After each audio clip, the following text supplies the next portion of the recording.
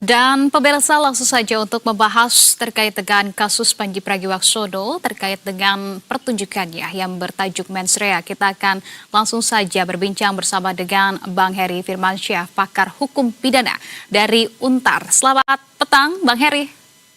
Selamat petang, Mbak Anissa. Assalamualaikum Baik. warahmatullahi Ya, wabarakatuh. terima kasih sebelumnya sudah meluangkan waktu di Berita Satu Utama. Ini saya akan langsung saja, Bang Heri. Ini kalau kita lihat ya, dari pertunjukan Mensrea Panji Pragiwaksono, kasusnya kan saat ini masih bergulir. Bahkan Panji hari ini tengah dimintai keterangan oleh Polda Metro Jaya. Mungkin saya ingin meminta tanggapannya terlebih dahulu sebagai awalan. Kalau dari pakar hukum pidana melihat, dari kacamata pakar hukum pidana, begitu ya, melihat kasus Panji, sebetulnya ada titik yang bermasalahnya di mana? Ya, sebelumnya kita apresiasi juga ya bahwa Anji tidak lari dari tanggung jawab. Dia taat pada aturan hukum, ketika dipanggil ya dia hadir. Itu yang pertama. Kemudian yang kedua adalah berkaitan dengan apa sih sebenarnya persoalan dalam melihat kasus Mensrea ini.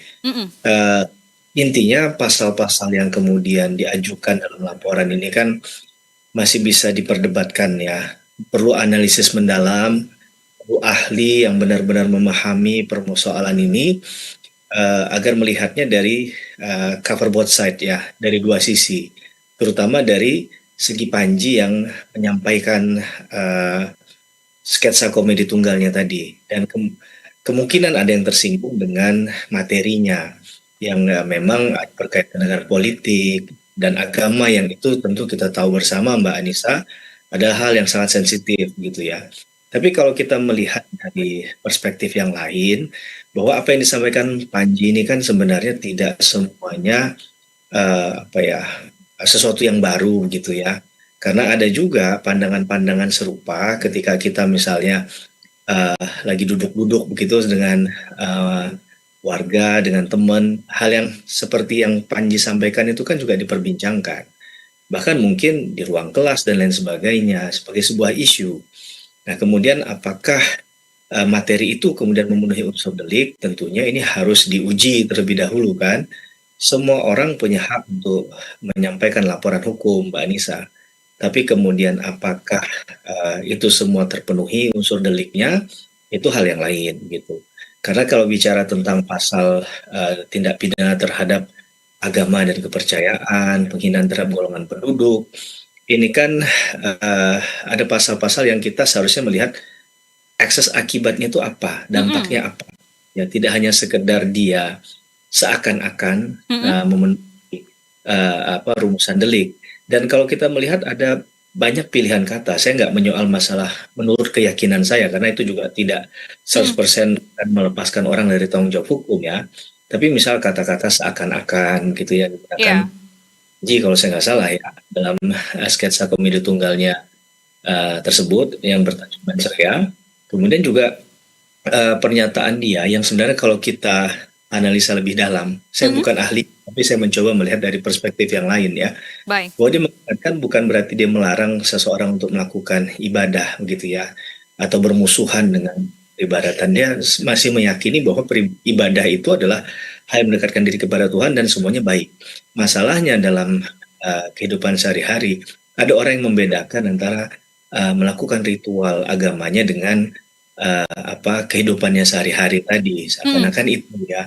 Banyak juga sebenarnya ustadz muka agama yang mengingatkan kita seperti itu. Mungkin bahasanya lebih bisa diterima atau karena diyakini tidak ada maksud menyinggung. Nah, ini berbeda ketika seorang stand up comedian menyampaikan, mungkin juga ada narasi-narasi yang kurang pas banyak orang ya.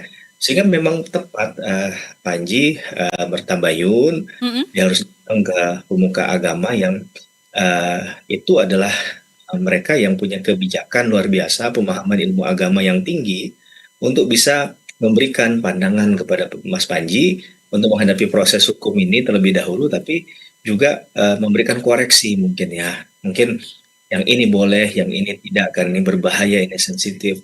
Ya, tapi memang kita akan bertabrakan dengan kebebasan berekspresi. Masalahnya apakah kebebasan berekspresi itu bisa berlaku secara absolut, Anissa misalnya, karena tentu ada batasan-batasan tertentu. Nah, tapi masalahnya ketika kita masukkan lagi ke bidang seni, bagaimana memagari hal itu kan?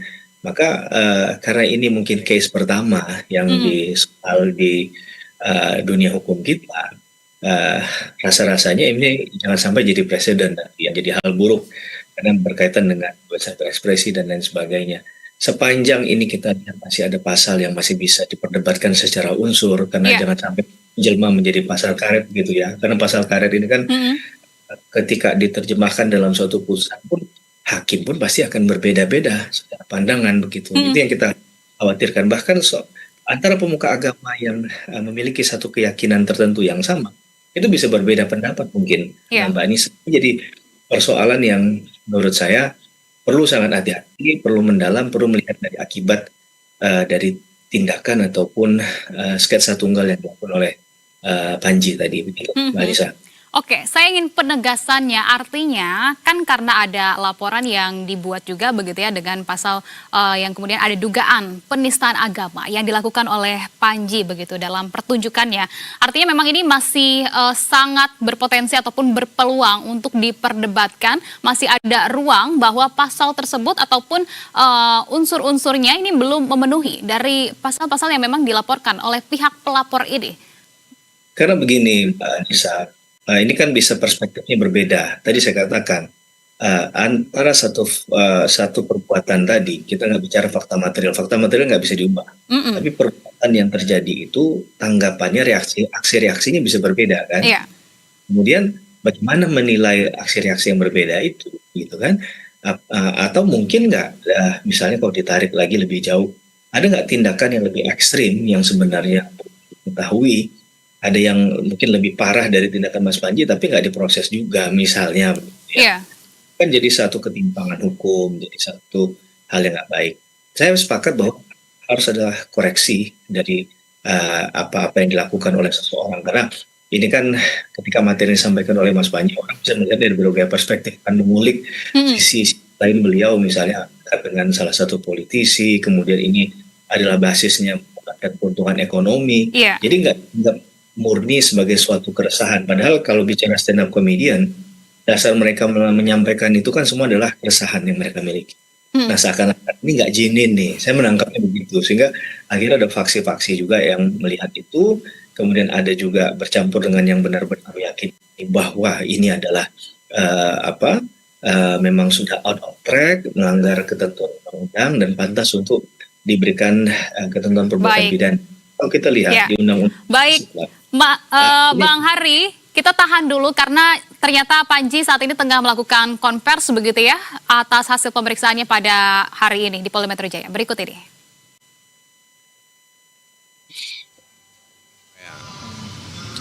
Pertunjukan video dan video yang dipertanyakan ditanyakan yang memuat pernyataan-pernyataan dari Panji terkait dengan babakan soal, ini istilah dari saya ya, soal sholat, lalu juga soal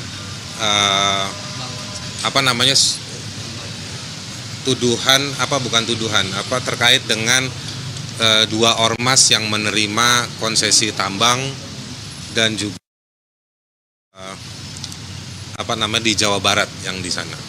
Tapi kalau balik ke yang laporannya hanya soal penistaan agama.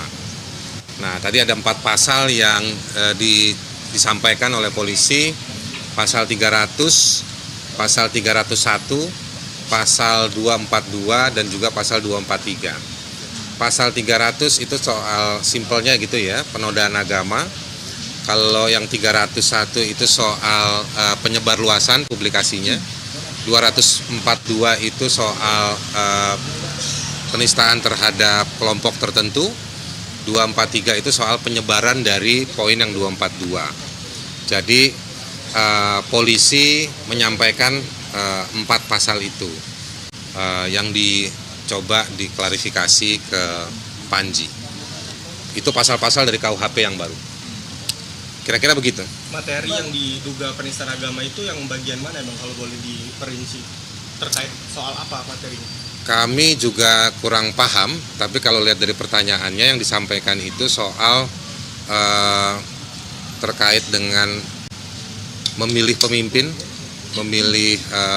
atau pejabat publik lalu soal sholat safar yang di pesawat itu, lanjutan dari soal memilih pemimpin, Panji kan juga menyampaikan analoginya. Lalu juga materi soal tadi seperti saya bilang, soal pemberian izin tambang kepada 2 ormas Muhammadiyah dan PBNU, lalu juga soal Oke, baik. Tadi sudah kita dengarkan bersama begitu ya hasil dari pemeriksaan ataupun yang bersifat klarifikasi dari Polda Metro Jaya kepada Panji pada hari ini. Kita lanjut berbincang bersama dengan Bang Hari. Bang Hari, tapi kalau kita tadi sedikit mendengar begitu ya, tampaknya memang yang sangat dipersoalkan dari 5 laporan yang sudah masuk ke Polda Metro Jaya, ini juga tadi yang pertama disampaikan adalah terkait dengan penistaan agama. Nah, saya ingin mengkaitkan juga dengan tabayunnya Panji bersilaturahmi ke MUI begitu ya. Ini sebetulnya Panji juga akan membawa hasil diskusi bersama MUI ke Polda Metro Jaya begitu hasil-hasilnya. Sebetulnya kalau menurut Anda hasil diskusi yang didapatkan Panji bersama dengan kelompok agama ini, apakah ini juga akan membantu perkembangan kasusnya menjadi lebih terang benderang, dan apakah ini juga akan semakin kemudian menguntungkan begitu ya dari sisi Panji, atau seperti apa? Iya, intinya saya mulai dengan seperti ini ya Mbak Anissa ya, bahwa tindak pidana itu harus ada titik, dan cara Panji tadi mendekati salah satu katakanlah yang secara religiusitas memiliki power kekuasaan di negara ini kan, salah satunya juga yang didengarkan suaranya adalah selain ormas Islam lainnya yang hidup di Indonesia kan. Nah, sehingga saya percaya ini salah satu cara memang untuk down juga, membuat semuanya menjadi tenang terlebih dahulu, dan sudah ada upaya untuk aktif dari Panji untuk mengkoreksi diri, dan saya rasa itu salah satu langkah yang kemudian didukung oleh MUI kan, dan dasar ini biasanya digunakan untuk menetapkan satu keputusan begitu ya, karena bagaimanapun dari sekian banyak hal yang bisa memberikan masukan ya harus ada 1-2 yang didengarkan sebagai ultimate kan. Nggak mungkin bersuara nanti makin bingung juga penyidik dengan berbagai macam pandangan analisis tadi kan. Maka cukuplah nanti penyidik akan mendengarkan itu sebagai bahan pertimbangan juga, seperti apa dari perspektif mereka yang lebih paham hukum agamanya, apakah ini bagian penodaan atau tidak. Karena bagi saya yang sangat fakir akan ilmu agama ini, ini mungkin bisa perdebatan tadi ya, bahwa ini masih bisa di ranah benar salah, kecuali dia dalam konteks tertentu sudah bicara dalam substansi dari hal itu ya. Tapi ketika bicara dalam makna yang kias begitu, bukan bicara tentang konteks misalnya ayat kemudian tindakan sholat dan lain sebagainya yang diplesetkan, ini masih menurut saya masih 50-50 begitu ya. Yang pasti dari kedatangan Panji ke sana itu akan bisa memberikan ruang misalnya permaafan bagi mereka yang merasa bahwa Panji ini sebenarnya sudah sadar nih, ada hal yang kurang tepat, dia tidak perlu defense ya, karena memang apa yang disampaikan ini sekali lagi saya katakan hal yang sensitif, dan Panji pasti sudah berhitung ya dengan konsekuensi logis dan yuridis yang akan dia peroleh pasca dari menyampaikan pendapat. Tapi yang penting bagi kita adalah bahwa kebebasan berekspresi, mengeluarkan pendapat itu kita sepakat ada aturan, tapi jangan yang tidak jelas seperti begitu ya. Kemudian juga orang menyampaikan pendapat itu dijamin tidak hanya ketika dia menyampaikan pendapat, tapi pasca dia menyampaikan pendapat juga. Jadi ada ada post factum, sehingga orang berkeyakinan bahwa negara ini memang melindungi hal-hal semacam itu begitu ya.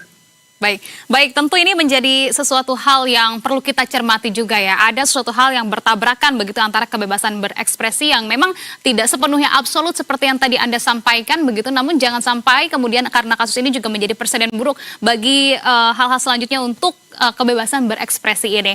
Mas Hari Firmansyah, pakar hukum pidana dari Untar, terima kasih kalau begitu atas pandangan yang sudah disampaikan dan juga dibagikan di Berita Satu Utama. Salam sehat selalu, selamat kembali melanjutkan aktivitasnya. Terima kasih Mbak Nisa. Assalamualaikum.